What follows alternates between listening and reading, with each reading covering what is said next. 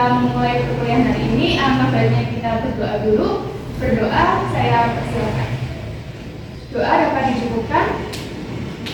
Sebelum kita ke materi yang akan kita sampaikan hari ini, saya akan melakukan presensi dulu ya. Sama Nabila, Hadir. Dua, Rian, Hadir. Oke, sudah masuk semua ya hari ini. Oke, sebelum kita melanjutkan materi hari ini yang sudah jelas terlihat di slide PowerPoint-nya, yaitu tentang uji validitas dan reliabilitas, saya ingin tahu dulu kira-kira minggu lalu materi statistik ekonomi bisnis membahas tentang apa ya? Ada yang mau satu orang untuk mereview materi minggu lalu? Silakan angkat tangan. Ya, silakan Mbak Ria. Ya, materi minggu lalu itu terkait pengujian hipotesis. Jadi, hipotesis itu merupakan jawaban sementara yang perlu diuji kebenarannya. Lalu, pertemuan minggu lalu juga disampaikan mengenai jenis-jenis pengujian hipotesis, di mana ada 3 jenis pengujian, yaitu hipotesis deskriptif, komparatif, dan juga asosiatif. Oke, jadi betul yang tadi disampaikan oleh Mbak Ria. Jadi minggu lalu kita belajar tentang pengantar hipotesis. Jadi hipotesis itu adalah jawaban sementara yang sifatnya dia memang harus diuji dulu agar kita tahu bagaimana kebenarannya. Kemarin kita belajar ada 3 pengujian, yaitu pengujian hipotesis deskriptif, komparatif, dan asosiatif. Ada 3 jenis itu. Hari ini kita belajar materi yang keempat, yaitu tentang uji validitas dan reliabilitas. Sebelum saya menyampaikan mengenai materi uji validitas dan reliabilitas, akan saya sampaikan dulu mengenai capaian pembelajaran pada pertemuan kali ini. Yang pertama itu adalah mengenai capaian pembelajaran mahasiswa diharapkan mampu mengukur validitas dan reliabilitas instrumen penelitian untuk memastikan konsistensi dan ketepatan pengukuran datanya, sehingga nanti dari capaian pembelajaran yang akan diperoleh teman-teman ini nanti, teman-teman bisa dilihat dari beberapa indikator. Di antaranya teman-teman mengetahui bagaimana konsep dari validitas dan reliabilitas, teman-teman tahu bagaimana melakukan uji validitas dan reliabilitas dengan menggunakan SPSS dan lain sebagainya. Kita langsung masuk ke materi tentang uji validitas dan reliabilitas. Sebelum kita tahu apa pengertian uji validitas dan reliabilitas, saya ingin bercerita dulu tentang kira-kira apa sih pentingnya kita melakukan uji validitas dan reliabilitas. Jadi uji validitas dan reliabilitas itu khusus yang kita pelajari hari ini adalah untuk penelitian sifatnya kuantitatif. Kuantitatif pun ada yang datanya sifatnya primer dan juga data yang sekunder. Yang diambil ini adalah data yang bersifat primer. Jadi data primer itu ada berbagai sumber untuk mendapatkan datanya. Salah satunya adalah dengan kuesioner. Jadi ketika kita menyebarkan kuesioner, kita ingin melihat apakah pertanyaan-pertanyaan yang ada di kuesioner itu ketika dijawab oleh responden itu telah valid dan reliable atau belum. Itu nanti akan kita uji di uji validitas dan reliabilitas. Kenapa kita perlu melakukan uji validitas? Yang pertama adalah validitas digunakan sebagai pengembangan dan pengevaluasian dari suatu pengukuran. Pengukuran itu tadi yang saya sebutkan sebagai sebuah pertanyaan yang diturunkan dari sebuah indikator, lalu indikator itu yang mewakili dari variabelnya. Jadi kita menguji apakah pertanyaan itu sudah mampu mewakili indikatornya atau belum. Yang kedua, reliabilitas itu digunakan sebagai indikator dalam mempercayai nilai dari suatu pengukuran karena memiliki konsistensi. Jadi konsisten itu artinya ketika pertanyaan itu atau kuesioner itu diberikan ke orang yang sama dan orang itu akan menjawabnya berkali-kali, akan memberikan hasilnya yang sama. Jadi dia akan menjawab secara konsistennya. Jadi sangat penting kita untuk melakukan uji validitas dan reliabilitas sebelum kita melakukan analisis data statistiknya. Oke. Di dalam pandangan Islam pun juga ada salah satu yang mendukung kenapa uji validitas dan reliabilitas itu penting, di mana salah satu ayat di Al-Quran yaitu mengenai surat Al-Hujurat ayat 6, di mana dari terjemahan ayat tersebut dikatakan bahwa ketika kita menerima suatu berita, jadi di sini dibahasakan sebagai suatu berita, atau kita menerima suatu data, kita patut untuk melihat dulu apakah data itu benar atau tidak. Jangan langsung kita memberikan informasi ke orang lain. Takutnya adalah nanti di situ ada yang mencelakakan karena itu tidak sesuai dengan kebenaran yang ada. Oke, ini kita lanjutkan lagi karena tadi datanya adalah tidak valid. Kita uji kembali dengan menggunakan variabel-variabel yang kiranya itu sudah valid. Jadi kita masukkan variabelnya lalu kita klik OK. Langkahnya masih sama dengan yang tadi. Setelah kita lihat hasilnya, oke, ternyata di sini ke-6 variabelnya sudah valid sehingga bisa digunakan untuk langkah selanjutnya yaitu melakukan uji reliabilitas. Jadi urutannya adalah menguji validitasnya dulu, apakah sudah valid atau belum, baru dilanjutkan ke uji reliabilitasnya. Oke, sebelum ke uji reliabilitas mungkin ada pertanyaan dulu dari teman-teman. Saya. Oke, silakan Mbak Nabila. Jika pernyataan yang tidak valid itu dihapus, apakah indikatornya tetap bisa mewakili variabel? Oke, pertanyaan yang bagus banget dari Mbak Nabila. Terima kasih Mbak Nabila. Jadi ketika pertanyaan itu dihapus, apakah bisa mewakili variabelnya? Intinya adalah ketika kita membuat pertanyaan, jangan sampai satu indikator itu hanya diwakili oleh satu pertanyaan saja, tapi bisa diwakili oleh 2 atau 3 pertanyaan. Sehingga ketika salah satu pertanyaan itu dihapus, maka nanti tidak akan kehilangan informasi dari indikator tersebut, sehingga variabelnya tetap bisa terwakili.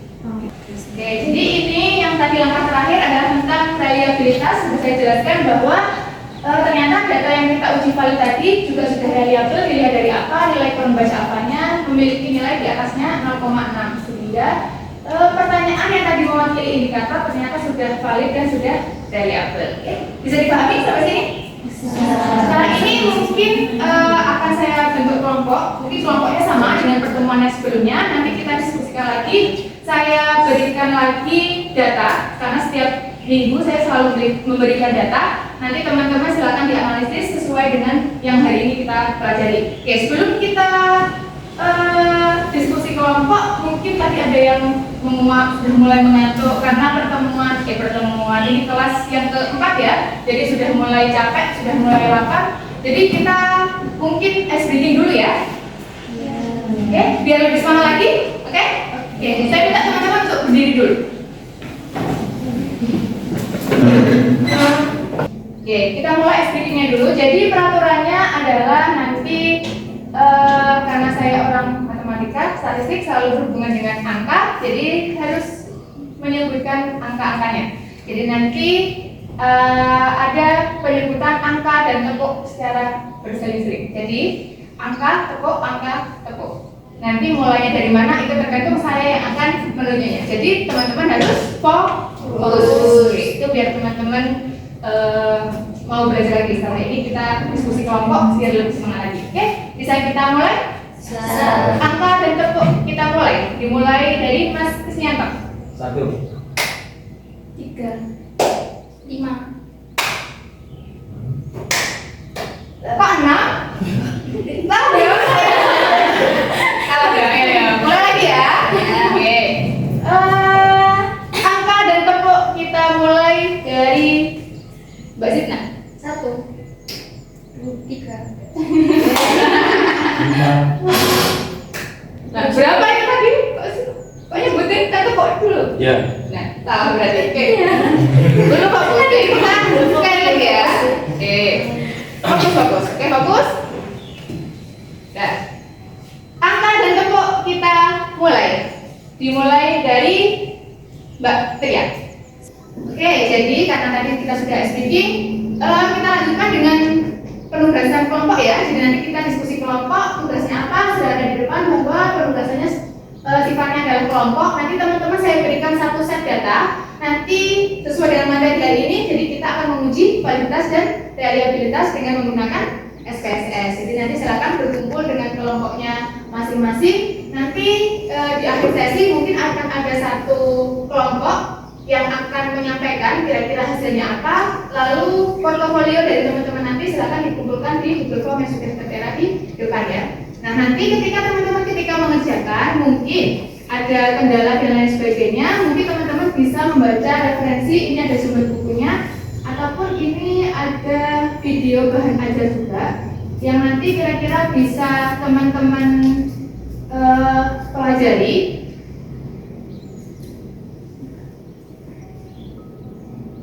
Jadi ada video pembelajaran dari saya mengenai langkah-langkah validitas dan reliabilitasnya, silakan nanti bisa dilihat caranya. Jadi ada di YouTube, dilihat bagaimana cara melakukan validitas dan reliabilitas. Oke, silakan teman-teman bisa berdiri dan menuju kelompoknya masing-masing.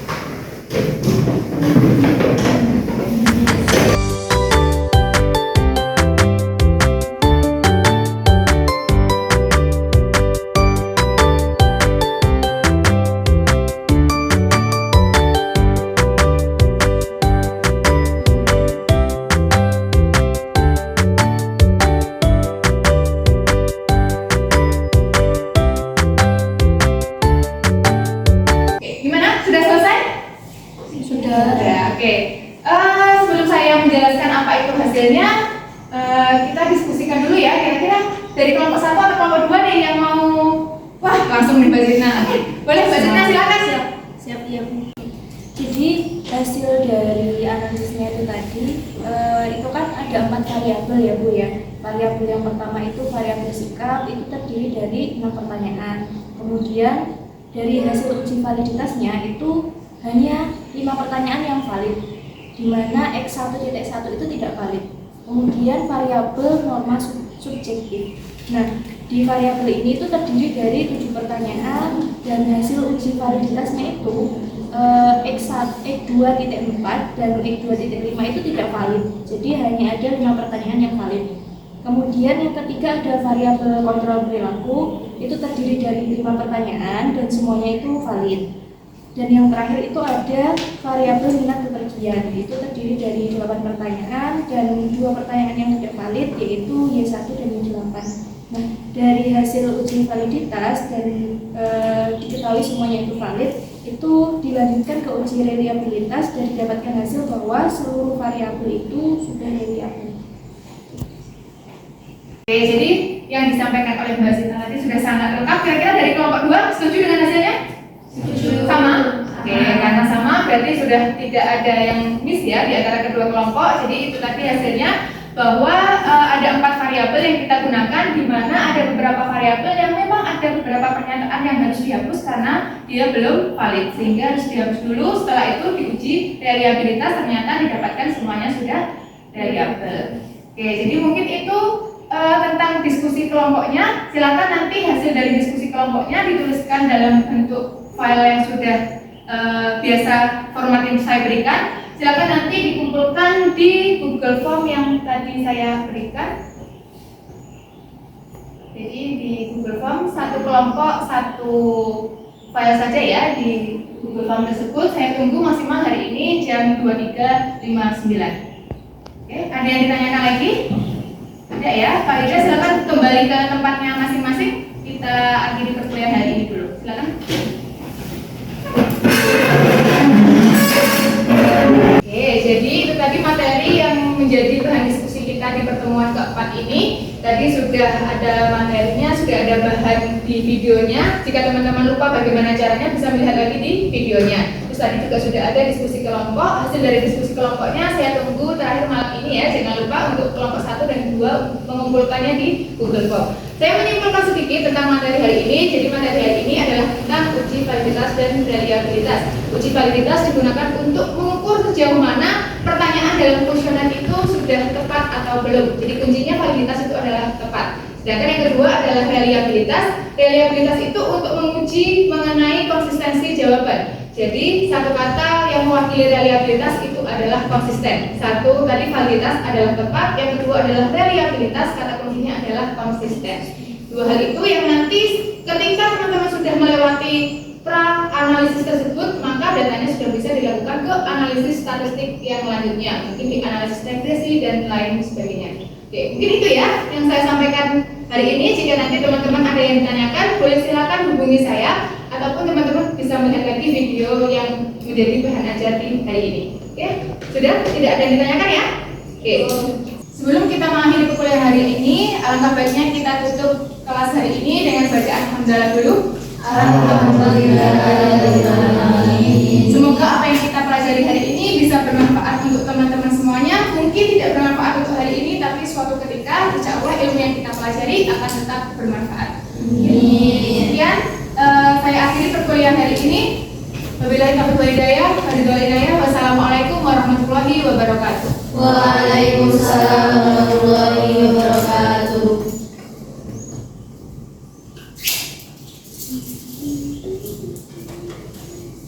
Selamat siang teman-teman semuanya.